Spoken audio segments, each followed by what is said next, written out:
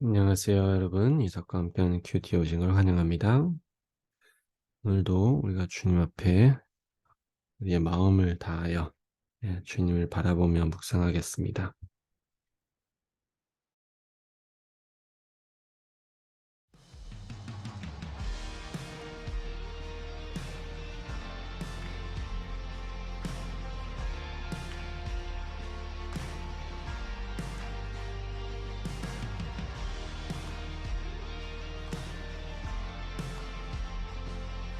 우리 함께 찬양합시다. 주를 영원히 송축해. 주를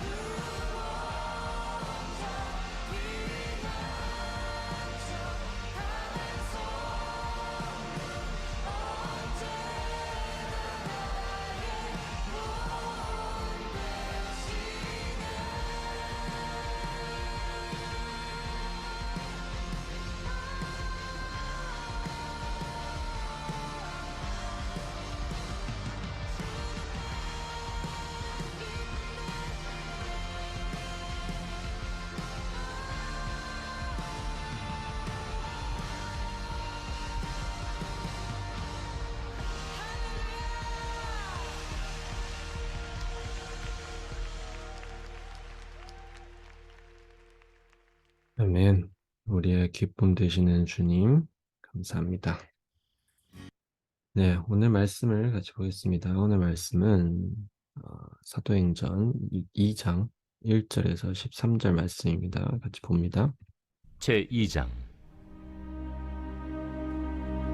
오순절 날이 이미 이르매 그들이 다 같이 한 곳에 모였더니 후련히 하늘로부터 급하고 강한 바람 같은 소리가 있어 그들이 앉은 온 집에 가득하니 마치 불의 혀처럼 갈라지는 것들이 그들에게 보여 각 사람 위에 하나씩 임하여 있더니 그들이 다 성령의 충만함을 받고 성령이 말하게 하심을 따라 다른 언어들로 말하기를 시작하니라. 그때 경건한 유대인들이 천하 각국으로부터 와서 예루살렘에 머물러 있더니 이 소리가 나니 큰 무리가 모여 각각 자기의 방언으로 제자들이 말하는 것을 듣고 소동하여 다 놀라 신기하게 여겨 이르되 보라, 이 말하는 사람들이 다 갈릴리 사람이 아니냐? 우리 각 사람이 난 곳 방언으로 듣게 되는 것이 어찌 됨이냐?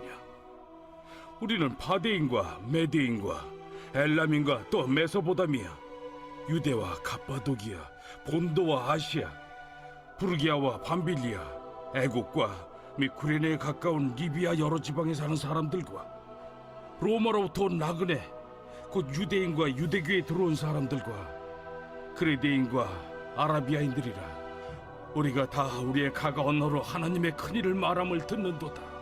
다 놀라며 당황하여 서로 이르되 이 어떤 일이냐? 또 어떤 이들은 조롱하여 이르되 그들이 새 술에 취하였다.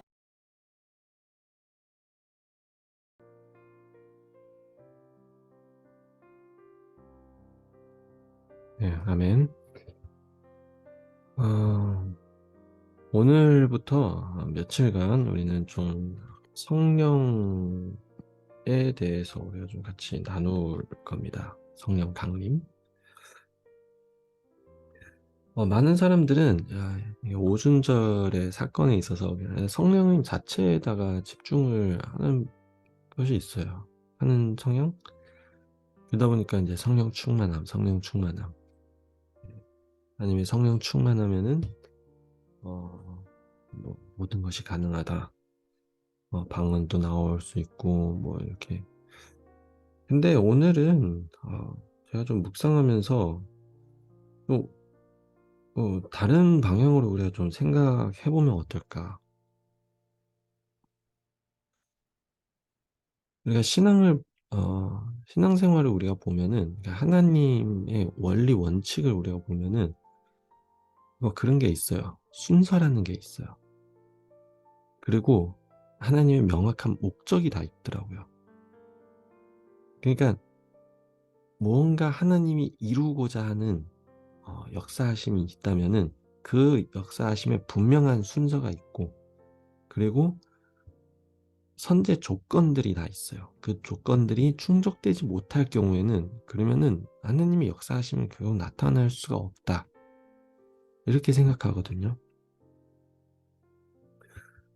그러니까 오늘도 우리가 성령이 그 오순절 사건에 성령이 임한 것에 있어서 우리가 좀 같이 생각해야 될 방향은 그냥 성령이 임하는 것 그 자체가 아니고, 물론 그 자체도 중요하죠. 근데 늘 신앙생활 안에 하느님 안에서는 결과는 그 조건들이 충족되면은 그 하나님의 뜻과 맞으면은 그러면 결과는 당연히 나오듯이 왜에 대해서 우리가 좀 같이 좀 생각해 볼까 합니다. 왜 성령이 임해야 됐을까요? 물론 이제 예수님이 승천하시면서 그때 예수님께서 보내실 성령이 약속하신 것도 있겠지만 그 부분도 있지만, 근데 왜라는 거는 왜 이 시점에서, 그러니까 오순절 날에 성령이 임했고, 그리고 성령이 임한 그 목적이 무엇일까? 성령이 임한 이유가 무엇일까? 이것에 대해서 우리가 좀 같이 묵상하고 좀 성령에 대해서, 성령 충만함에 대해서 좀 같이 풀어가고자 합니다. 오늘 보면은 성령이 임하는 그날이 오순절 날이었어요. 그 오순절 날을 우리가 좀 보면은 유대인들의 3대 명절 중에 3대 절기죠. 3대 절기 중에 두 번째 큰 이제 절기라고 해서 유월절이 지나고 난 후에 이제 일곱째 줄, 일곱 번째 주, 50일이에요. 사실 딱 50일. 이날은 특별히 이제 추수에 대한 감사를 올려드리는 이제 그날인 거예요. 그래서 그게 오순절입니다. 근데 오늘 오순절이 사실상은 그 예수님이 승천하시고 난 다음에 한 열흘 지나고 난 그날이에요. 어쨌든 예수님께서 오순절 날에 모여있는 제자들에게 하나님의 성령을 이제 보내셨어요. 그리고 성령이 임했죠. 그러니까 왜 오순절 날이고, 그리고 어떤 상황에서 제자들이 성령 충만한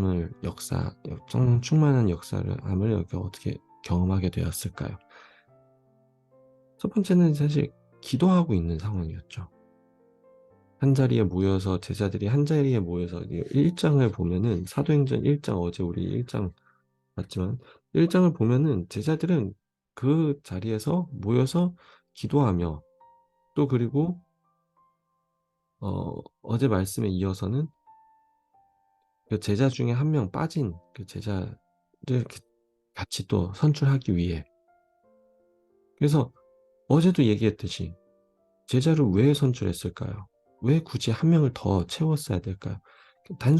순수한 마음이었어요. 예수님의 사역과 모든 것을 온전케 하기 위한, 예수님을 위한 거죠. 그러니까 이 모든 것을 정리해서 보면은 결국 성령이 임하는 날에는 결국 제자들은 기도를 하고 있었다. 모여서 기도에 힘쓰고 순수한 마음으로 주님을 묵상하고, 주님이 같이 사역했던 그 모든 날들, 그 말씀했던 그 말씀들, 그것을 사실상 같이 모여서 나누고, 기도하고, 나누고, 먹고 마시고 나누고, 아마 계속 그런 그런 일들을 계속 했을 거예요. 그리고 또 오순절이라는 또 특성상 같이 감사함을 하나님께 표하는 이 날인 거죠. 그러니까 성령이 어떤 상황에서 임할까? 왜 예수님이 이날에 성령을 보냈을까? 기도하고 감사함을 주님께 드리는 이런 삶 속에, 주님 중심적인 삶에 성령이 보내진다 라는, 우리가 좀 같이 이렇게 묵상을 할 수 있거든요. 그러니까 여기에서 좀 제가 생각하는 거는, 대만 교회에서 같이 이렇게 섬기고, 물론 한국 교회도 사실 이런 상황들이 있어요. 근데 제가 대만 교회에서 좀 특별히 좀 그런 성령의 역사심을 강조하는 그런 교회들을 보면은 뭐 성령의 임재, 성령의 능력이라는 게 결국은 뭐 방언이 일단 첫째고, 그리고 성령의 임재하심이 어떻게 보면은 배울 수 있는 것이더라고요. 전에 그런 상황을 경험해봤거든요. 어떤 성도가 자기는 방언을 해요. 방언 기도를 하는데요. 근데 어떤 성도는 방언 기도를 못해요. 그래서 그 방언 기도를 할 줄 아는 성도가 얘기하는 거예요.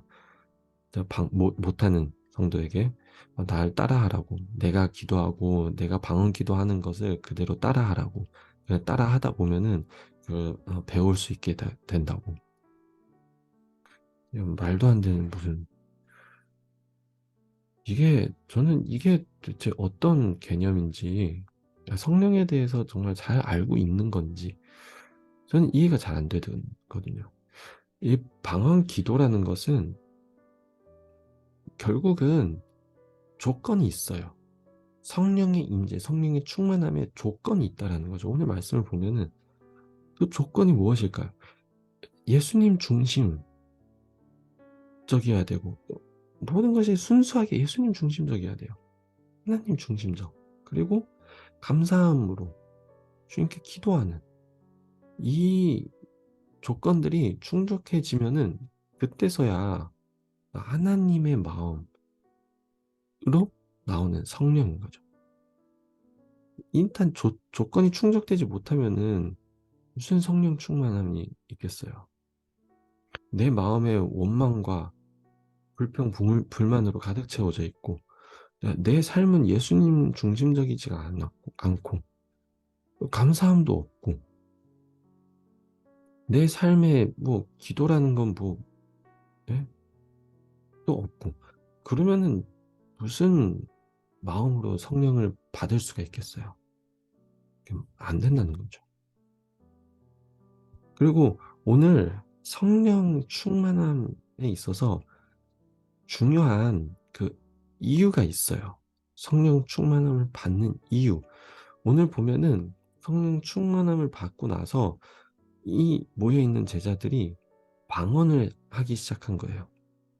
그 방언을 함으로써 많은 사람들이 그것을 듣고 자기 나라 말을 한 것처럼 들려지고, 그리고 거기에서 이 뒤에 오늘 내일과 모레의 묵상 속에 나오지만 그 뒤로는 하나님의 복음이 전해지는, 그러니까 하나님의 복음이 자기 나라 말로 들려지는 거죠.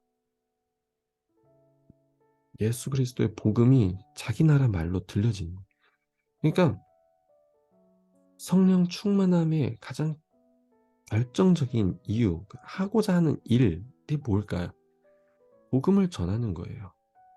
예수님의 복음을 잘 전하기 위해, 잘 전달되기 위해, 어떤 나라 사람이든 어떤 민족이든 그 사람들에게 예수 그리스도의 복음을 전하기 위해 예수님의 희생, 예수님의 신분, 예수님이 이 세상에서 그 하나님의 사랑을 전하고 하나님의 마음을 전한 것, 예수 그리스도의 치유, 예수 그리스도의 회복, 그 모든 것을 잘 전달되기 위해, 전하기 위해 결국 방언이 임한 거예요. 그러니까 그 성령 충만함을 받아서 내가 정말 능력이 갑자기 솟아나가지고 초인간적인 능력이 나서 막 뭐 무슨 평소에 그게 아니에요. 평소 하지 못한 일들은 내가 이제 성령 충만을 받아서 한다. 그게 아니라는 거죠. 그래서 결국 성령 충만함은 철저한 목적이 명확해요. 복음을 전하기 위해, 하나님의 마음을 전하기 위한 거죠. 그래서 저는 이 성령 충만함에 있어서 좀 우리가 잘 알고 이해했으면 좋겠어요. 많은 사람들은 성령 충만함을 받으면은 병 고침도 할 수 있고, 뭐죠? 갑자기 지하 충만하고, 내가 모르던 일을 갑자기 다 알게 되고, 이것저것 다 얘기하지만, 근데 그 모든 목적이, 그 모든 결과들이 복음을 전하기 위해서가 아니라면은, 그러면 저는 그거는 유익하다고 생각하진 않아요. 모든 결론은, 성령 충만함의 모든 것의 결론은 결국 복음을 전하기 위한 거예요. 예수 그리스도의 복음, 하나님 아버지의 마음을 전하기 위해서예요. 나에게 초인간적인 능력, 누구에게 초인간적인 능력을 임해서 그 사람이 잘 되도록, 그 사람이 잘 나가도록, 그 사람이 갑자기 폭발적으로 무언가를 얻도록, 그게 아니에요. 복음을 알기 위해서예요. 그래서 오늘 우리가 이 말씀들을 우리가 좀 묵상하면서 성령 충만함에 대해서 알고, 성령 충만함이 임하도록 그런 삶을 살도록, 한마디로 예수 그리스도를 전하는 삶, 복음을 전하는 삶 살 수 있도록 좀 그랬으면 좋겠습니다. 같이 기도합니다. 하나님 아버지, 감사합니다. 오늘도 이 말씀 통하여서 우리가 하나님에 대해서, 성령에 대해서 우리가 더 잘 알아가기를 소망합니다. 뭣도 모르고 그냥 성령님이 능력을 부여해 주시고 성령 충만하면 모든 것이 다 가능한 것처럼, 그런 생각을 갖는 것이 아닌, 정말 성령께서 왜 임하셨고, 성령님이 임하시면 어떤 이유를, 어떤 목적을 달성하고자 하는 것인지를 우리가 오늘 알고 성령을 구할 수 있도록, 성령 충만한 삶을 살 수 있도록 도와주시옵소서. 성령 충만한 삶은 즉 주 예수 그리스도의 복음을 전하는, 하나님 아버지의 마음을 전하는 그런 삶인 것을 우리가 고백합니다. 도와주시옵소서. 감사합니다. 예수님 이름으로 기도합니다. 아멘. 오늘도 여러분께서 성령 충만하여 하나님의 마음을 많은 사람들에게, 또 주의 복음을 많은 사람들에게 이렇게 전하는 그런 삶이 되었으면 좋겠습니다. 내일 또 만나요.